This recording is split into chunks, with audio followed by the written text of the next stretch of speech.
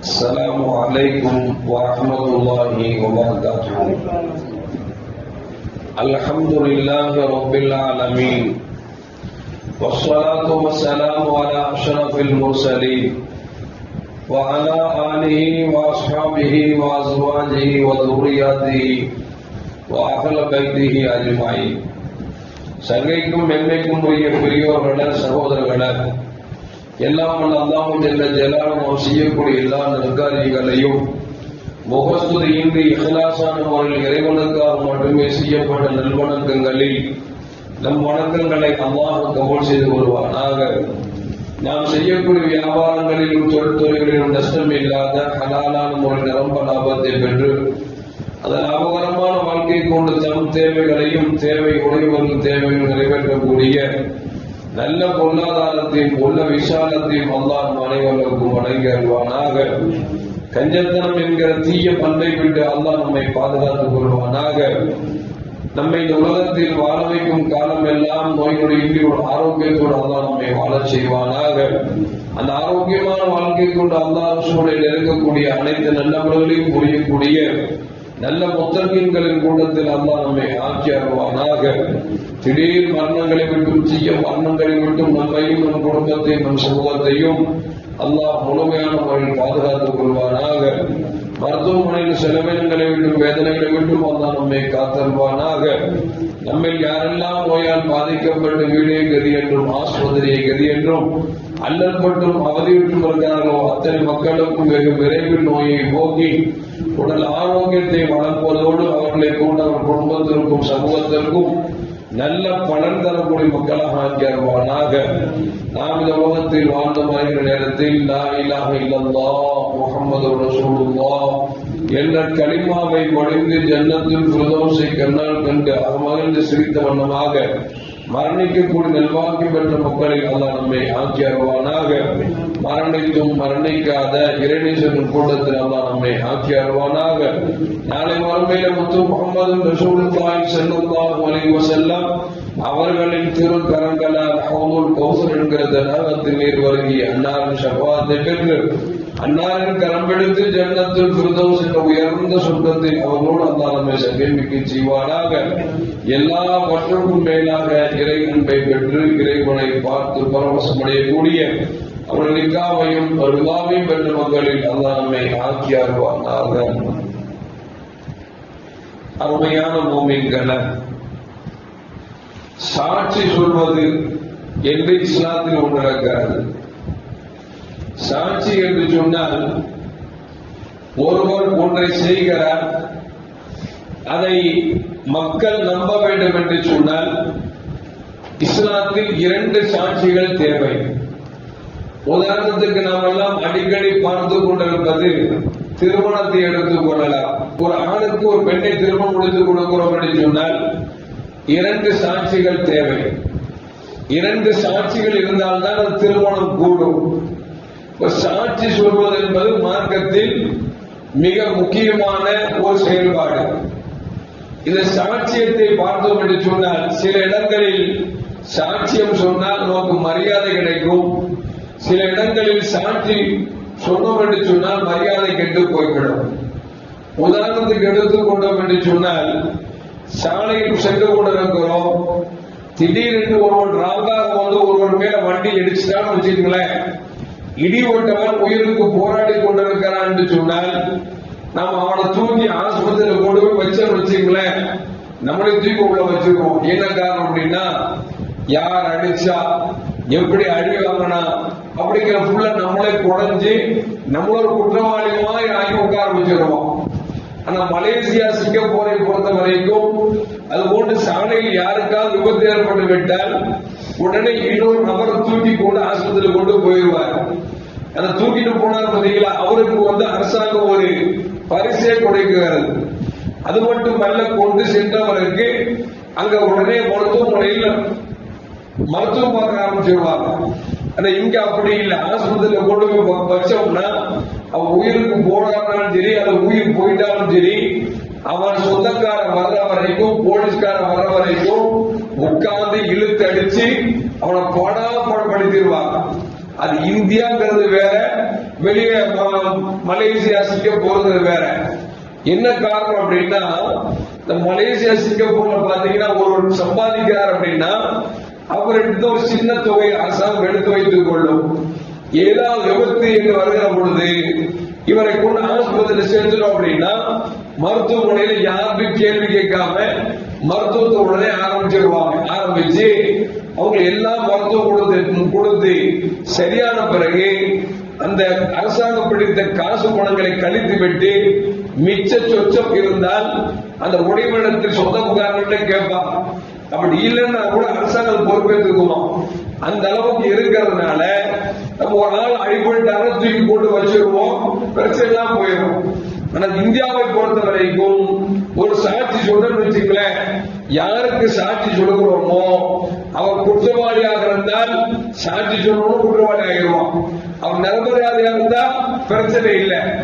சாட்சி சொல்வது என்பது ஒருவர் ஒரு செயலை செய்கிறார் என்று சொன்னால் அந்த செயலுக்கு நாம் சாட்சி சொல்றோம் என்று சொன்னால் செயலை செய்தவருக்கு என்ன பிரச்சனையோ என்ன நன்மையோ அதே நன்மை அந்த ஷஹாதா என்று சொல்லக்கூடிய சாட்சி சொல்பவருக்கும் கிடைக்கும்.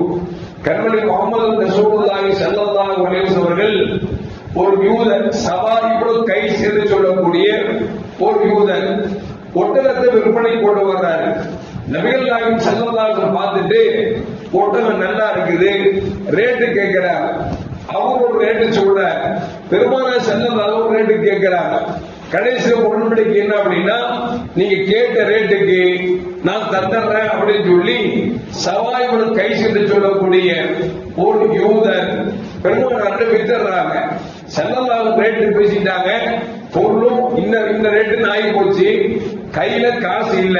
ஸல்லல்லாஹு சொல்றாங்க, இந்த பொருளை வச்சிருப்பா, ரேட் எல்லாம் பேசி முடிச்சாச்சு, வீட்டுக்கு போயிட்டு காசு எடுத்து வரேன் அப்படிங்கிறாங்க. வீட்டுக்கு போயிட்டு காசு எடுத்து வரேன்னு சொல்லி ஸல்லல்லாஹு நடந்து வீட்டுக்கு போறதுக்குள்ள இன்னொரு ஆள் வந்தான். ஸல்லல்லாஹு பேசுற அந்த ஒட்டகத்தை அவர் விலை கேட்கிறார். எவ்வளவு கேட்கிறாருன்னா ஸல்லல்லாஹு என்ன விலைக்கு பேசினாங்களோ அதை விட அதிகமா கேட்கிறார். மனுஷனுக்கு பத்தியப்பட்டிருக்கும், காசு வாங்கல, ரேட்டு பேசியாச்சு. ஆனா இப்போ ரேட்டு பேசுறதை விட இன்னொருத்தர் ரேட் அதிகமா கேட்கிறாருன்னு சொல்லிட்டு அவர்கிட்ட விற்கிறதுக்காக முயற்சி செஞ்சுட்டு அவர் சொல்றாரு. ஸல்லல்லாஹு வந்த காசு தந்த பிறகு ரசூலை கேட்கிறாங்க, ஒட்டகத்தை பேசுனாப்பா, ஒட்டகத்தை எங்க அப்படின்னாங்க.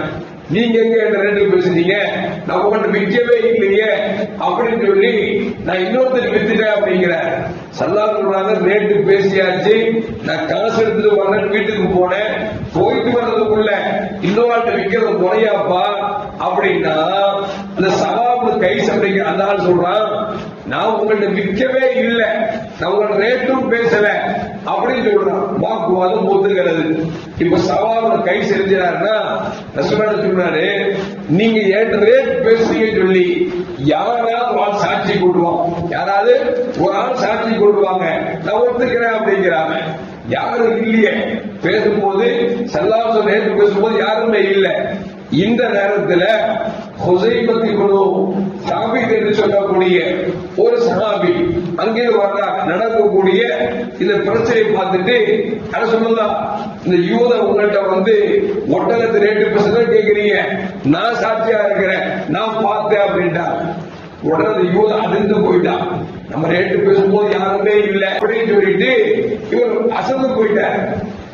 இப்ப ஸல்லல்லாஹு அலைஹி வஸல்லம் அந்த சாட்சி சொல்றாங்க, ஹுஸைமா இப்னு சாபித் ரலியல்லாஹு தஆலா அவங்கள்ட்ட கேட்கிறாங்க, நானும் யூதனும் ரேட்டு பேசுறது உண்மைதான் இல்லைங்கிற, நீங்க இல்லையே களத்துல, நீங்க எப்படி சாட்சி சொல்றீங்க அப்படின்னு அந்த ஹுஸைமா இப்னு சாபித் ரலியல்லாஹு தஆலா சொல்றாங்க, யார சொல்லலாம், உங்க வாயில என்னைக்கு போய் வந்திருக்குது, நீங்க என்ன சொன்னாலும் உண்மை தவிர பேச மாட்டீங்க, போய் சொல்ல மாட்டீங்களே, அதனால நடந்தது உண்மைதான் என்று நான் சாட்சி சொன்னேன் என்று சொன்ன பொழுது ஸல்லல்லாஹு சொன்னாங்க, இனிமே எந்த விஷயத்துக்கும் ரெண்டு சாட்சி தேவை, ஆனா இந்த ஹுசைன் சாபித் ரலியல்லாஹு தஆலா அன்ஹு உனக்கு சாட்சி சொன்னா 2 சாட்சிக்கு சமம் என்று பெருமானார் ஸல்லல்லாஹு அலைஹி வஸல்லம் சொன்னார்கள் என்கிற ஹதீஸும் வரலாற்றில் பதிவு செய்யப்படுகிறது. அதற்கு பிறகு எந்த பிரச்சனைக்கு போய் இந்த ஹுசைன் சாபித் ரலியல்லாஹு தஆலா போய் சொன்னாங்கன்னா இன்னொரு சாட்சி கூட்டு வாங்கன்னு சொல்ல மாட்டாங்க. இந்த ஒரு சாட்சி 2 சாட்சிக்கு நிகராக ஸல்லல்லாஹு சொன்னார்கள் என்கிற ஹதீஸை கொண்டு சஹாபாக்கள் தீர்ப்பளிப்பார்கள் என்று வரலாற்றில் வருகிறது. அருமையான மக்களே, எதற்கு சொல்லணும் என்று சொன்னால், ஒருத்தர் மீது நம்பிக்கை கொண்டுன்னு வச்சுக்கங்களேன், அந்த நம்பிக்கை உண்மையில எப்படி இருக்கணும் அப்படின்னா அந்த நம்பிக்கை முழுசா இருக்கணும். ஸல்லல்லாஹு அலைஹி வஸல்லம் சஹாபாக்கள் அப்படித்தானே ஈமான் கொண்டிருக்கிறார். நபிகள் நாயகம் ஸல்லல்லாஹு அலைஹி வஸல்லம் மேராஜுக்கு போயிட்டு வந்தேன்னு சொல்லி செய்தியை கேள்விப்பட்ட காபிர்கள் நினைச்சாங்க அப்படின்னா நேரா அபூபக்கர் சித்திக் ரலியல்லாஹு அன்ஹு வந்தார். வந்து சொன்னாங்க, அபூபக்கர் உங்களுக்கு தெரியுமா, என்ன தெரியுமா, ஒரே இரவுல முஹம்மது ரசூலுல்லாஹ் மக்காவிலிருந்து பைத்துல் மக்தஸ் போய் அங்கிருந்து 7 மாதம் கடந்து அங்கிருந்து அல்லாஹ் பார்த்துட்டு வந்துட்டேன்னு சொல்றாங்களே, இது நம்ப முடியுமா அப்படின்னு காபிர் சொல்கிற பொழுது அபூபக்கர் நாங்க சொன்ன வார்த்தை, யாருப்பா அந்த செய்தி சொன்னா, முஹம்மது ரசூலுல்லாஹ் சொன்னார் அப்படின்னு அபூபக்கர் நாங்க சொன்னாங்க, முஹம்மது ரசூலுல்லாஹ் சொன்னா உண்மைதான் என்று அப்படியே சாட்சி சொன்னார்கள். இந்த செய்தியை கேட்டு ரசூலுல்லாஹ் கேட்டாங்க, அபூபக்கர் நாயகமே, நான் போன செய்தியை உங்கள்கிட்ட நான் சொல்லவே இல்லையே, இப்படி காபிர் உங்களுக்கு சொன்ன பொழுது நீங்கள் எப்படி உண்மைப்படுத்துகிறீர்கள் என்று கேட்ட பொழுது அப்பொழுது அபூபக்கர் நாயகம் சொன்னாங்க, அல்லாஹ்வை நாங்க பார்த்ததே இல்லையே, அல்லாஹ் ஒருத்தன் உன்ன, நாங்களும் அல்லாஹ் ஒருத்தன் தான், நீங்க அல்லாஹ்வோட நபின்னு சொன்னீங்க, நாங்க அல்லாஹ்வோட நபி நாங்க ஏற்றுக்கிட்டோம், சொர்க்க நரகத்தை பார்க்கல, சொர்க்கத்தை அல்லாஹ்ட்ட கேட்கிறோம், நரகத்தை விட்டு பாதுகாப்பு தேடுறோம் அப்படின்னா எங்களுக்கு கண்ணுக்கும் மறைவான ஒன்றை சொல்லுகிற பொழுது நாங்கள் ஏற்றுக்கொண்ட இந்த உள்ளம் நீங்கள் மேராஜுக்கு போயிட்டு வந்த செய்தியை சொல்லுகிற பொழுது நான் எப்படி மறுக்க முடியும் என்று சொன்ன பொழுதுதான் நபிகள் நாயகம் ஸல்லல்லாஹு அலைஹி வஸல்லம் அந்த தஸ்தீக் நீங்கள் தான் உண்மையாளர் என்று பெருமானார் ஸல்லல்லாஹு பாராட்டினார் என்று சொன்னார். அருமையான மக்களே, ஒரு நல்ல மனிதருக்கு மீது ஈமான் கொண்டால் இப்படி ஈமான் கொண்டிருக்க வேண்டும். ஆனா இன்னைக்கு எப்படி ஆகி போச்சு அப்படின்னா, பணக்கான ஒரு தப்பு செஞ்சா கூட தப்பு செய்யணும்னா எல்லாரும் அவங்க தப்பு செஞ்சிருக்க மாட்டார். ஒரு நல்ல மனுஷன் தப்பே செஞ்சிருக்க மாட்டார். அவர் தப்பு செஞ்சாருன்னா நம்ம எல்லாம் பார்த்துட்டு இருப்போம், கஷ்டப்படணும்னாச்சே, ஒண்ணுங்களாச்சே, இது செஞ்சாலும் செஞ்சிருப்போம் அப்படின்னு செய்வோம், அப்படியே மாற்றி பேசுகிறோம். இது தவறு. ஈமான் கொள்ள ஈமான் கொண்டு சொன்னால் நாம் எப்படி சஹாபாக்கள் ஈமான் கொண்டார்களோ அது ஓடு ஈமான் கொள்ள வேண்டும். ஒருவருக்கு சாட்சி சொல்கிறோம் என்று சொன்னால் உண்மையாக இருந்தால் சாட்சி சொல்ல வேண்டும் தவிர உண்மை இல்லாத ஒன்றுக்காக நாம் சாட்சி சொல்வது என்பது இறைவனத்தில் குற்றப்பிடிக்கப்படும். எல்லாம் வல்ல அல்லாஹ் ஜல்ல ஜலாலுஹு சஹாபாக்கள் வாழ்ந்த வாழ்க்கையை வாழக்கூடிய நல்ல தௌஃபீக் எனக்கும் உங்களுக்கும் அல்லாஹ் வழங்கி அருள்வானாக. அஸ்ஸலாமு அலைக்கும் வ ரஹ்மத்துல்லாஹி வ பரகாத்துஹு. ஸல்லல்லாஹு அலா முஹம்மத் அலைஹி வஸல்லம். ஸல்லல்லாஹு அலா முஹம்மத் ஸல்லல்லாஹு அலைஹி வஸல்லம்.